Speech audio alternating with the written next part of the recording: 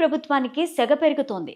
గతేడాది ఎన్నికలకు ముందు ఇచ్చిన సూపర్ 6 హామీల్లో కీలకమైన రైతు భరోసా పైన రాష్ట్ర వ్యాప్తంగా రైతులు ఆందోళనకు రెడీ అవుతున్నారు.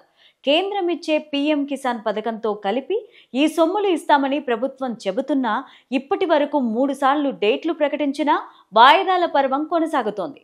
వాస్తవానికి జూన్ 20నే ఈ పథకాన్ని అమలు చేస్తామని చెప్పారు. దీనికి ముందు మేలోనే వేస్తామన్నారు. కానీ ఈ 2 సార్లు వాయిదానే సాగాయి.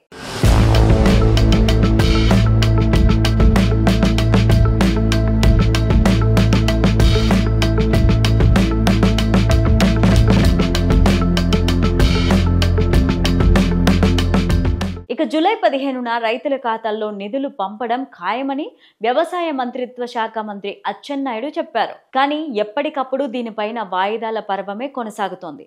పీఎం కిసాన్ నిధులు ఇచ్చినప్పుడు ఇస్తామని తాజాగా మంత్రి నారాయణ కూడా ప్రకటించినా రైతుల్లో మాత్రం సంతృప్తి, నమ్మకం కలిగించలేకపోయారు.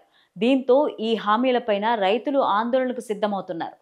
ఒకవైపు ఎరువుల ధరలు మండిపోతున్నాయని, మార్కెట్లో నకిలీ విత్తనాలు కట్టడి చేసి యంత్రాంగం కూడా కరువైందని చెబుతున్నారు. దీనికి తోడు ఖరీఫ్ అదును తప్పుతోందని చెబుతున్నా ప్రభుత్వం నుంచి సొమ్ము అందడం లేదని వాపోతున్నారు. తమ కుటుంబాల ఆస్తులను తాకట్టు పెట్టి పంటలు పండిస్తున్నా గిట్టుబాటు కావడం లేదని ఆవేదన వ్యక్తం చేస్తున్నారు రైతులు.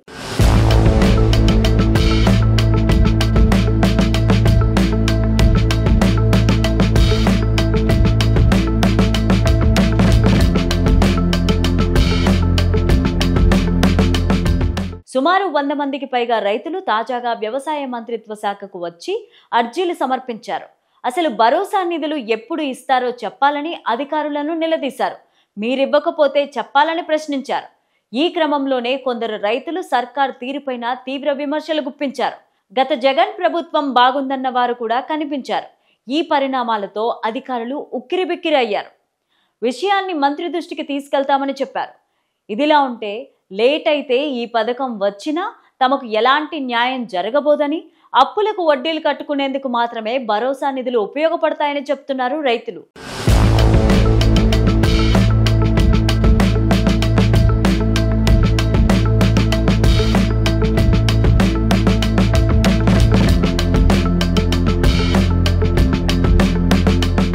ఇక గతేడాది కూడా రైతులకు భరోసా నిధులు విడుదల చేయలేదు.